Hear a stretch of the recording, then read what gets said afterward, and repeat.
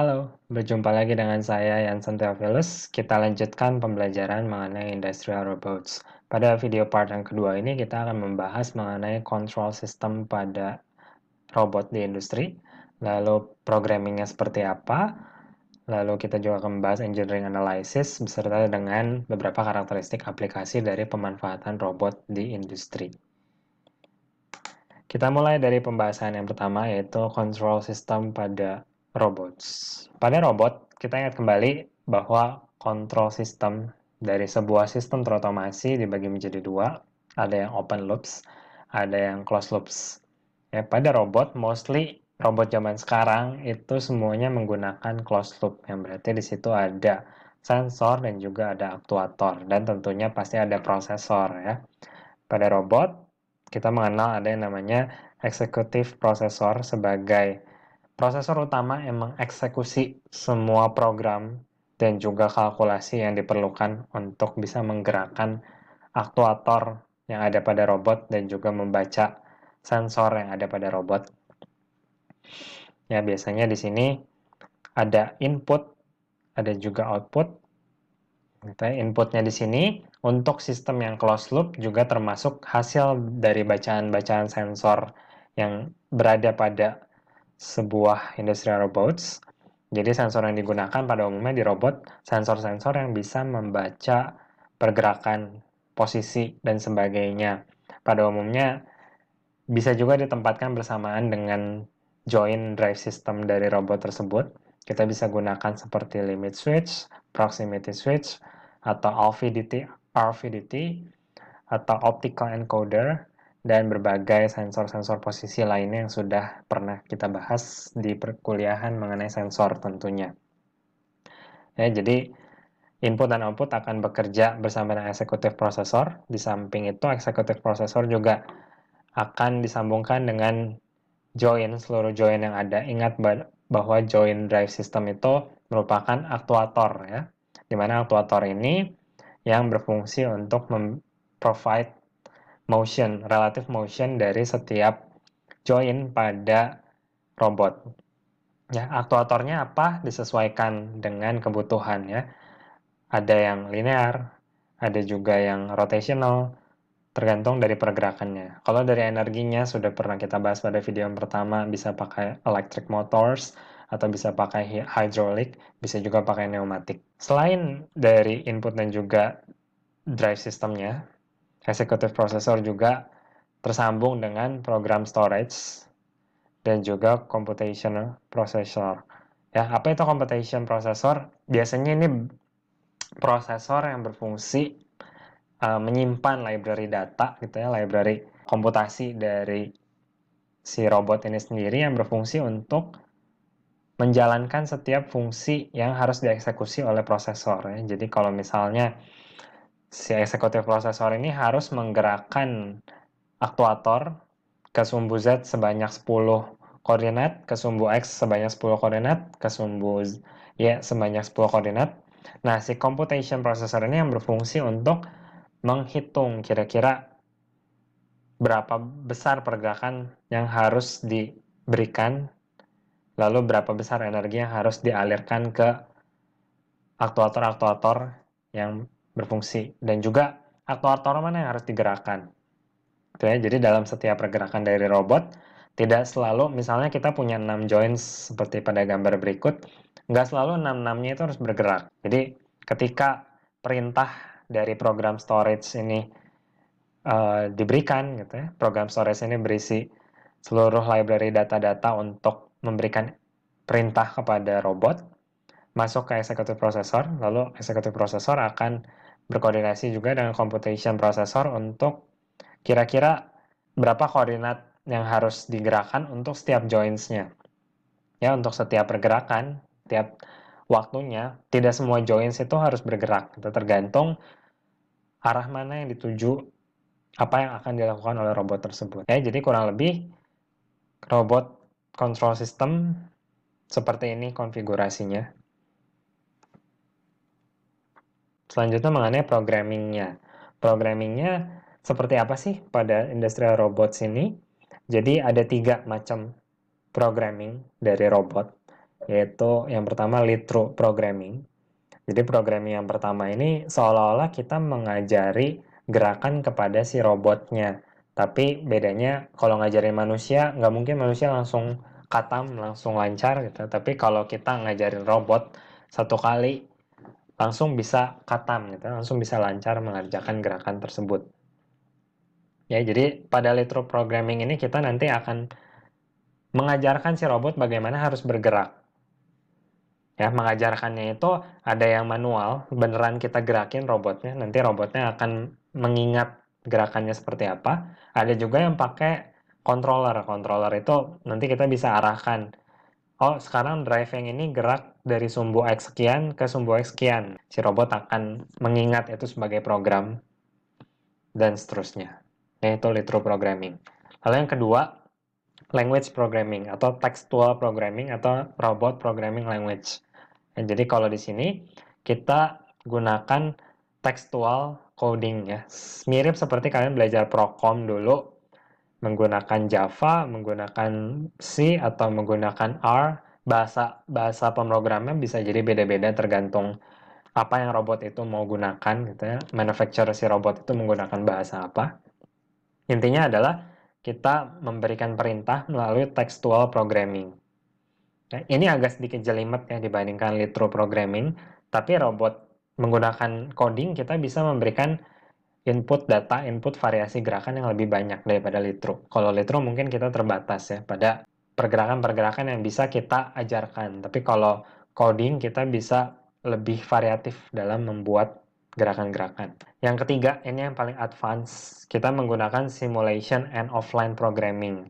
Ya, biasanya programmingnya ini itu sudah lebih advance, tidak lagi menggunakan tekstual, tapi beberapa masih ada yang menggunakan tekstual juga ya. Tapi bedanya adalah kita bisa mensimulasikan dulu gerakan dari robot yang kita sudah coding ini di komputer sebelum di-deploy ke fisik si robotnya. Apa impact-nya? Dengan offline programming dan juga simulation ini, kita tidak harus memberhentikan operasional si robot ini ketika kita mau merubah programnya. Tidak ada machine breakdown time ketika mau membuat programming untuk robot tersebut. Yang pertama kita bahas lead through programming. Lead through programming ada dua, ada powered lead through, ada juga manual lead through. Ya, untuk powered lead through itu biasanya common untuk robot yang pergerakannya point to point. Ya, point to point itu artinya pergerakan robotnya itu sudah jelas ya dia dari titik A ke titik B. Lalu dari titik B dia ngapain? Lalu dari titik B ke titik C. Di titik C dia ngapain? Bisa juga langsungnya dari A ke B ke C. Ya, itu salah satu kontrol sistem robot yang paling sederhana. Itu untuk yang power lead through. Nah, caranya gimana? Biasanya kita gunakan pendants seperti ini. Ya, di sini kita bisa arahkan, ini ada koordinatnya. Ya, lalu kita juga bisa pilih join-nya yang mana. Lalu kita bisa pilih koordinat sistemnya yang mana. Nanti saya akan jelaskan ya bedanya World Coordinate System dengan Tool Coordinate System. Intinya dengan pendant ini namanya pendant ya. Kita bisa mengarahkan bagaimana si robot harus bekerja. Bisa juga manual lead through ya. Kalau manual lead through itu biasanya untuk continuous path control robots. Jadi ada point to point, ada continuous path. Kalau yang continuous path itu benar-benar si robot itu kerjanya continuous, gitu. Nggak kayak tadi point to point tuh dia harus gerak dari A ke B, baru di B dia ngerjain sesuatu. Lalu dari B pindah ke C, lalu dia ngerjain sesuatu. Tapi kalau continuous path, dia itu nggak lihat di satu poin dia ngerjain apa, satu poin ngerjain apa. Kita bisa programming secara continuous. Tinggal gerakannya aja kita atur. Biasanya pada manual litro ini operatornya tuh beneran gerakin si robotnya. Jadi kita aktifkan mode capturing motion, lalu beneran kita gerakin si robotnya itu harus kerja kayak gini loh gitu. Lalu setelah itu kita matiin mode capturingnya. Setelah itu baru si robot ini akan menyimpan. Tadi saya gerak kayak gitu, maka saya akan lakukan gerakan seperti itu terus. Itu bedanya powered dan manual itu. Itu adalah textual programming. Nah, seperti yang sudah saya jelaskan bahwa textual programming itu kita menggunakan benar-benar coding ya, memasukkan coding ke dalam satu interface human machine interface dari robot untuk bisa memberikan perintah. Ya, kita jadi atur dari waktu ke waktu bagaimana gerakannya, sensor mana yang harus bekerja, aktuator mana yang harus bekerja, itu dengan menggunakan suatu programming language. Ya, programming language-nya saya tidak bisa bahas di sini karena benar-benar setiap robot itu tergantung pabrikan. Ada yang pakai bahasanya C, ada yang pakai bahasanya R, ada yang pakai bahasanya Java. Kalau kalian mau kembangkan, ciptakan robot sendiri, nanti bisa belajar juga mau pakai prosesor apa, itu akan sangat bergantung pada bahasa pemrogramannya apa. Misalnya nanti kalau di pertemuan berikutnya kita bahas mengenai Arduino, itu dia pakai programming language-nya C ya, untuk prosesor Arduino. Kalau PLC juga nanti beda-beda gitu. Jadi benar-benar sangat berbeda-beda tergantung pabrik atau si manufacturing robotnya itu dia menggunakan bahasa apa. Keunggulan dari textual programming, dia bisa memberikan gerakan dan juga perintah yang lebih bervariasi. Ya. Kita ingat tadi little programming itu terbatas pada gerakan yang bisa kita gerakan. Kita tidak bisa mengontrol aktuator mana yang harus bergerak pada saat tersebut, sensor mana yang harus berfungsi. Lalu kalau misalnya ada tools, bagaimana pola gerakan toolsnya, kecepatan spindle-nya, dan sebagainya, itu sangat terbatas sekali ya. Sedangkan pada textual programming ini kita bisa berikan perintah-perintah yang lebih advance. Dan keunggulan textual programming lainnya adalah kita nggak harus ada di tempat ya. Jadi komunikasi datanya itu bisa terintegrasi antar komputer dengan komputer lainnya, yang berarti kita bisa mengontrol, merubah, menghilangkan, menambah gerakan dari robot tersebut dari manapun, kapanpun dengan menggunakan textual programming ini. Karena dibandingkan dengan manual litro, contohnya kita harus benar-benar ada di tempat untuk ngasih tahu gerakannya seperti apa. Dalam setiap programming language, jadi ada dua coordinate system yang bisa dipakai. Ada World Coordinate System, ada Tool Coordinate System. Ini sebagai pengetahuan saja ya, bahwa setiap programming language punya karakteristik masing-masing. Begitu juga dengan Pan dan Litro yang tadi.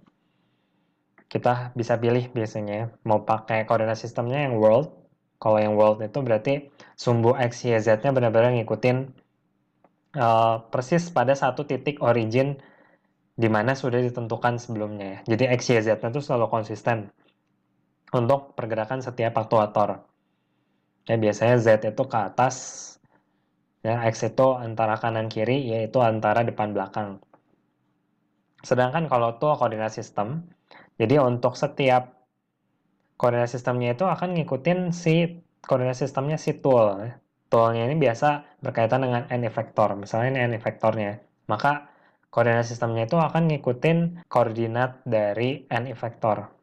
Di mana Z itu biasanya arah depan dari n effector, lalu ada X, ada Y. Yang mana yang mau dipakai disesuaikan kembali dengan si programmer itu lebih nyaman yang mana. Ya, keduanya punya plus minusnya masing-masing. Kalian lebih ribet yang mana, lebih nyaman yang mana, silahkan disesuaikan. Dan yang ketiga, yang paling advance, itu menggunakan simulation and offline programming. Kalau dalam conventional usage, tadi textual programming, itu kalau misalnya kita mau mencoba merubah sistem kerja dari robot dari yang saat ini ke yang baru, itu kita harus programming ulang, lalu kita coba udah benar belum. Ya, berarti di situ kan akan ada machine breakdown. Akan ada waktu di mana operational harus stop untuk kita nyoba gerakan barunya dari coding yang sudah kita buat. Sedangkan pada simulation and offline programming, yang biasanya menggunakan program komputer juga yang lebih advance, di mana kita bisa nyoba dulu disimulasikan di dalam komputer. Ya, kira-kira programmingnya itu sudah sesuai atau belum. Kalau sudah, langsung di-deploy ke sistem yang sesungguhnya, langsung jalan sesuai dengan apa yang disimulasikan. Jadi keunggulannya adalah lebih sedikit atau bahkan tidak ada sama sekali machine breakdown time di situ. Ya, dan juga experience-nya lebih nyaman ya tentunya dari si programmernya, karena di simulasi kita bisa nyoba-nyoba gitu ya, nyoba-nyoba langsung dicoba kira-kira gerakannya seperti apa, kalau kurang cocok ganti langsung, daripada textual programming. Kita harus buat programmingnya dari awal sampai akhir dulu, baru kita coba. Kalau ada salahnya di mana itu agak susah untuk trackingnya. Berikut contoh dari ini lead through programming yang manual ya, benar-benar jadi si robot itu di teach dulu kira-kira gerakannya seperti apa. Let's have a look how this robot is programmed by the playback method, also called lead-through, which is typically associated with continuous path control. The programmer leads the robot manually within the desired path regarding the orientation of the robot hand. At the same time, the control stores the current position and orientation of the tool center point periodically. That means after certain microseconds. The advantage hereby is, even complex paths can easily be programmed with few skills in programming. You would use playback to appliance such as spray painting and contour welding. Nah, yang ini merupakan contoh dari lead through yang satunya lagi ya, yang menggunakan teach pendant atau controller untuk ngajarin kira-kira gerakannya harus seperti apa. Position and angle of the robot hand. The operator can save these coordinates with position list by pressing the enter key. Due to security reasons, the robot can be driven in this operational mode only in slow motion. Because the operator works within the workings area, each control panel must be equipped with an emergency bottom and deadman switch. Typical applications, therefore, are spot welding and pick and place. Ya, dan ini kita bandingkan dengan offline programming ya, di mana kita menggunakan program simulasi yang benar-benar kita bisa lihat bagaimana pergerakannya di dalam komputer. Ketika sudah oke, langsung kita pindahkan ke sistem nyatanya, sehingga langsung berubah sistem kerjanya semuanya. Office. The movements of the robot are simulated within a virtual 3D environment. Even possible collisions can be recognized. All runs are available. Once the program is written and... Baik, itu tadi mengenai control system dan juga programming dari robots. Memang saya tidak ajarkan sampai bagaimana cara memprogramnya secara detail, karena setiap robot punya bahasa pemrograman dan cara pemrograman yang berbeda. Yang pasti, kalau kita mau mencoba membuat robot sendiri, kita sudah tahu bagaimana konfigurasinya, tinggal nanti dilengkapi dengan kuliah-kuliah setelahnya akan mempelajari tentang prosesor, sehingga kita bisa coba buat robot-robot yang sederhana. Nanti kalau kalian butuh untuk skripsi misalnya, tertarik, atau nanti setelah lulus kuliah pengen bergerak di bidang ini, sudah punya basicnya. Selanjutnya mengenai engineering analysis dari robot. Sebenarnya engineering analysisnya ini bisa macam-macam ya, kita bisa menganalisis gerakannya robot dan sebagainya. Tapi pada pembahasan kali ini kita akan spesifik mengenai forward kinematics. Ya, ketika kita bicara kinematics berarti kita melakukan analisis mengenai gerakan robot. Ya, jadi dari program kita akan mendapatkan gerakan yang nyata dari sebuah robot. Gimana supaya dari program bisa dapat gerakan yang nyata? Maka kita harus benar-benar mengukur perpindahan koordinat dari setiap joints ya. Ketika kita punya sebuah robot dengan notasi tertentu, maka ketika satu aktuator digerakkan, maka dia akan mempengaruhi aktuator yang lain, karena setiap aktuator dihubungkan dengan sebuah link. Ya, maka dari itu, ketika kita punya sebuah robot atau kita mau mengembangkan sebuah robot, kita harus tahu nih, setiap pergerakan itu akan menghasilkan perpindahan posisi sedemikian banyak gimana. Analisisnya dibagi menjadi dua, ada yang forward kinematics, ada yang backward kinematics. Kalau yang forward, itu kita determine coordinate points dari n effector jika terdapat transformation matrix tertentu. Ya, jadi simpelnya kita pada forward kinematics ini kita mengestimasi kira-kira kalau aktuator yang satu digerakkan sedemikian rupa, aktuator yang kedua digerakkan sedemikian rupa. Kira-kira n effector kita posisinya sekarang ada di mana? Itu yang forward kinematics. Sedangkan kalau yang Backward kinematics ini lebih kompleks ya, ini dibalik. Jadi kira-kira kalau saya mau pindahin n vektornya dari koordinat A ke koordinat B di suatu tempat, maka transformation matrix dari setiap aktuatornya harus seperti apa supaya darinya titik si n vektornya ini awalnya titik A pindah ke B. Itu namanya backward kinematics. Ya, maka ketika kita punya desain programming sebuah robot, kita harus bisa memetakan juga kinematikanya seperti apa ya. Ketika kita mau gerakin n vektor dari A ke B, aktuator mana yang harus gerak? Sehingga nanti di bahasa pemrogramannya bisa disesuaikan. Ini contoh sederhananya ya. Untuk forward kinematics, kita biasanya menggunakan matriks pergerakan seperti ini. Ada translation matrix, ada rotation matrix sepanjang sumbu X, ada rotation matrix sepanjang sumbu Y, dan ada rotation matrix sepanjang sumbu Z. Matriks ini dikembangkan oleh yang namanya Danavid dan juga Hartenberg, sehingga nama matriksnya itu disesuaikan dengan nama mereka ya. Ini merupakan matriks pergerakan dari robot biasanya yang digunakan di dalam kita mengembangkan sebuah robot.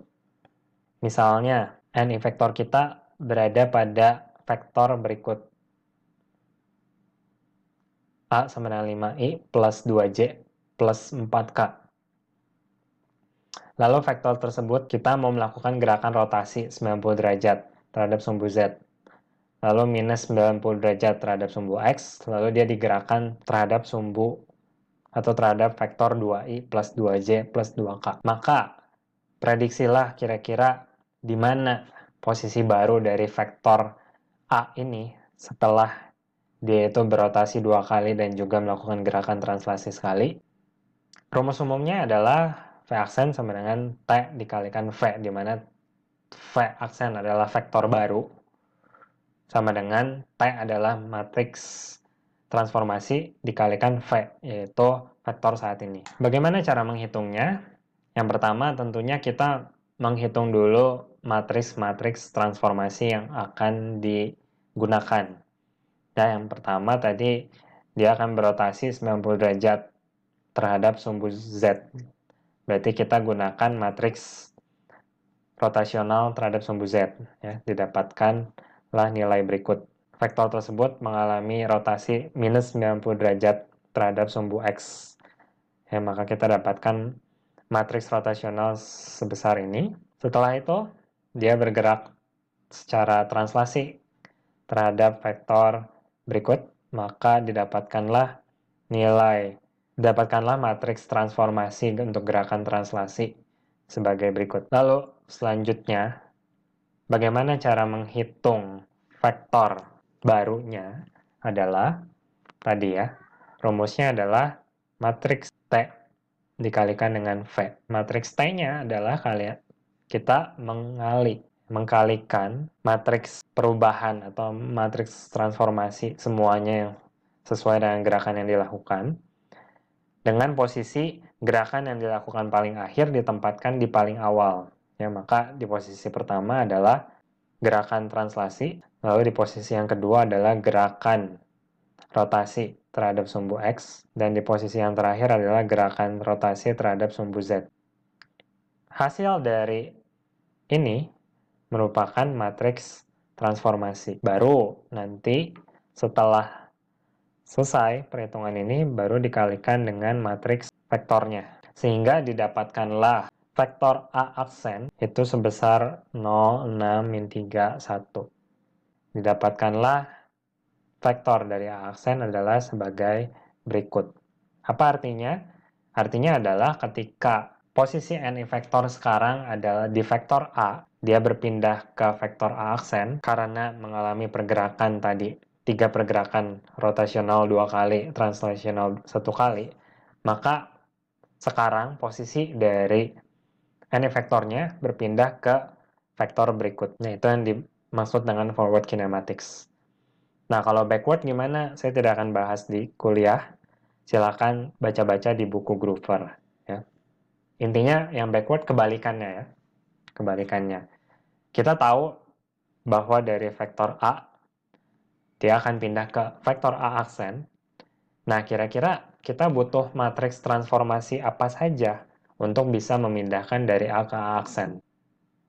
Baik, itu tadi contoh dari engineering analysis dari industrial robots. Terakhir kita membahas karakteristik aplikasi dari robot. Jadi kalau bertanya apakah robot selalu optimal untuk digunakan, apakah tepat bagi kita untuk selalu menggunakan robot di dalam sistem industri? Enggak juga gitu ya. Faktor pertama yang dilihat adalah apakah investasinya worth it atau enggak. Untuk bisa menyatakan worth it atau enggak, kita bisa melihat beberapa karakteristik berikut yang kira-kira cocok untuk kita menggunakan industrial robots. Yang pertama, ketika environment dari pekerjaannya itu terlalu berbahaya untuk manusia, maka tepat untuk kita menggunakan industrial robots. Ya, contohnya tadi ya, industri-industri kimia yang berbahaya, yang kira-kira kalau manusia yang kerja di situ sebagai operator, itu akan memakan biaya yang besar untuk perawatan operatornya gitu ya, maka akan worth it untuk kita menggunakan dasar robot. Bukan hanya worth it, tapi harus juga ya, karena kita harus memikirkan K3 dari operator manusianya juga. Lalu yang kedua, repetitive work cycle. Ya, jadi untuk pekerjaan-pekerjaan yang repetitif itu lebih bisa masuk untuk industrial robots. Kenapa? Karena kalau pekerjaannya itu benar-benar berubah-berubah terus, maka akan cukup wasting time untuk kita selalu melakukan reprogramming untuk si robotnya. Maka dari itu, beberapa pekerjaan itu tidak bisa tergantikan oleh industrial robot, kecuali nanti ketika robot sudah berkembang semakin nyata menuju ke level AI, ya, di mana otak manusia bisa di-copy oleh robot. Tapi sejauh ini karena programnya itu masih mengcopy gerakan manusia, maka pekerjaan-pekerjaan yang tidak repetitif seperti misalnya seniman atau desainer produk dan sebagainya itu masih belum tergantikan. Lalu yang ketiga, difficult handling tasks. Ya, untuk mengangkat, memindahkan barang-barang yang berat, yang sulit, yang tajam, yang temperaturnya tinggi, itu kita bisa gunakan robot karena tidak mungkin kita gunakan manual manusia. Lalu yang keempat, multi-shift operations. Kenapa? Karena di sebuah industri itu shift-nya itu benar-benar 24 jam nggak berhenti. Nah, kalau kita gunakan manusia, itu belum tentu lebih beneficial ya, secara cost maupun secara performance, produktivitas. Karena kita tahu bahwa manusia memiliki siklus tubuh yang berbeda-beda ya. Ada yang efektif bekerja pagi hari, ada yang efektif bekerja malam hari. Kalau manusia itu harus bekerja di subuh-subuh misalnya, di mana dia itu sebenarnya sudah masuk ke siklus harusnya beristirahat, maka produktivitasnya juga akan rendah. Maka untuk operasi yang shift-nya itu benar-benar 24 jam bergantian terus-menerus, ada bagusnya menggunakan industrial robots. Yang kelima, infrequent changeovers. Maksudnya adalah tidak ada perubahan sistem kerja yang terus-menerus. Nah, ini mirip seperti repetitif yang kedua ya. Ketika changeovers-nya itu terjadi terus-menerus, maka akan cukup merugikan kalau kita pakai robot karena harus dirubah terus programnya gitu ya. Karena otaknya robot itu mau nggak mau harus diprogram. Dia tidak bisa memprogram dirinya sendiri ketika berhadapan dengan changeovers yang terus-menerus. Lalu yang keenam, part position dan orientation sudah ditentukan dalam work cell. Jadi dalam industri-industri kecil ada kalanya benda kerja, komponen-komponen itu letaknya sembarangan sehingga tetap butuh manusia untuk melakukan decision making. Saya harus ambil yang mana? Kalau nggak ambil yang itu nggak bisa. Maka di dalam industri yang besar, yang mass production, yang semua komponennya itu sudah terstandarisasi bentuk, ukuran, dan variasinya, itu cocok untuk menggunakan robot karena yang manapun yang dipilih selama komponen itu benar, itu tetap bisa kita gabungkan atau bisa kita proses.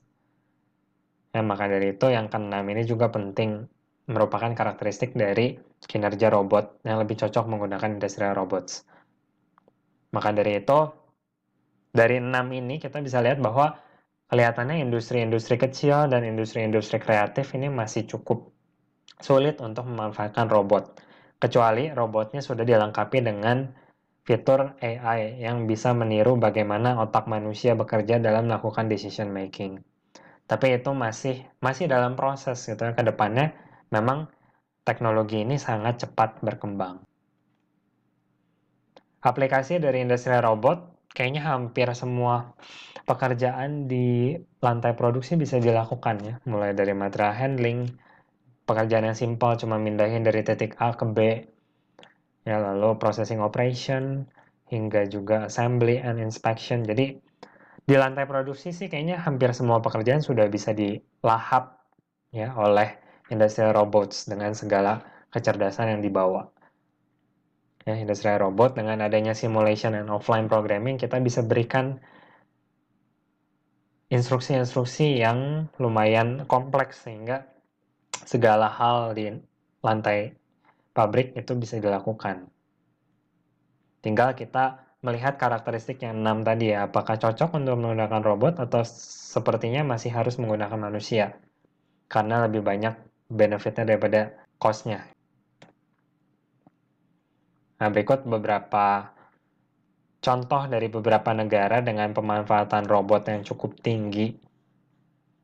Ya, di mana terlihat bahwa negara-negara yang maju lebih banyak menggunakan robot.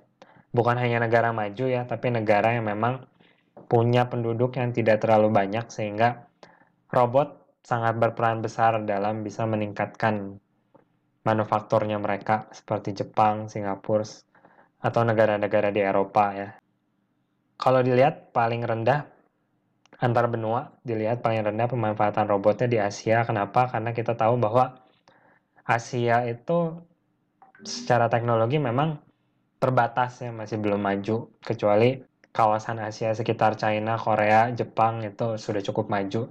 Itu pun terbatas karena robot ini banyak bisa menggantikan peran manusia, maka mau nggak mau harus dibatasi gitu ya. Kalau misalnya semuanya robot, maka manusianya ini akan tergeser gitu ya. Maka di negara-negara seperti China yang penduduknya cukup besar dan apalagi Indonesia, dari segi regulasi dan sebagainya masih harus menempatkan industri-industri padat karya. Tidak bisa semuanya digantikan full oleh robot. Tidak sefleksibel di negara-negara Eropa yang memang tingkat kelahirannya cukup rendah sehingga populasinya pun cukup terkontrol. Melihat fenomena ini berarti robot itu bisa menggantikan manusia ya, bisa kita bilang seperti itu ya pastinya. Tapi apakah robot ini sebuah ancaman ataupun sebuah benefit tergantung kita lihat dari sudut pandang mana ya. Kalau dilihat dari keunggulan robot, jelas robot ini sebuah benefit yang luar biasa bagi sebuah sistem di industri. Kita bisa meningkatkan produktivitas, akurasi, efisiensi begitu luar biasa. Ya, tapi di sisi lain juga secara moral value, ya memang robot bisa menggantikan peran manusia. Tapi kalau dilihat dari kita sebagai sistem engineering, ya, bahwa manusia juga tetap meskipun digantikan perannya oleh robot, manusia itu punya peran yang shifting. Bukan berarti manusia akan jadi pengangguran, tapi manusia akan punya tugas yang baru. Ya, seperti yang saya bilang tadi, banyak sekali peran-peran baru manusia yang memang tidak bisa tergantikan oleh robot, seperti misalnya product designer yang membutuhkan kreativitas tinggi, yang tidak bisa ditiru oleh robot, misalnya. Lalu researcher-researcher, dan sebagainya. Maka, apakah kita harus membatasi penggunaan robot? Mungkin dalam konteks tertentu perlu, tapi kita juga nggak bisa anti banget sama robot karena secara efisiensi kita akan kalah dari negara-negara yang lain. Ya, jadi selama pemakaiannya seimbang nggak masalah. Dan selama manusia-manusia yang ada di sekitar kita itu memang mau berkembang, mau berubah. Ya kalau tahu misalnya pekerjaan-pekerjaan yang simple kayak material handling itu lama-lama bisa digantikan, harusnya kita mulai bergerak untuk shifting ke area-area yang memang benar-benar nggak bisa digantikan oleh robot. Kita tahu banyak pekerjaan-pekerjaan juga yang memang nggak bisa tergantikan oleh robot. Jadi tetap selalu ada porsi dan juga peran dari manusia yang tidak tergantikan, meskipun teknologi terus berkembang. Sampai sini perkuliahan kita mengenai industrial robots hari ini. Terima kasih atas waktunya, terima kasih atas perhatiannya. Semoga sehat selalu, semoga selalu semangat dalam belajar. Kita bertemu kembali dalam kesempatan berikutnya. Terima kasih atas perhatiannya. Sampai jumpa.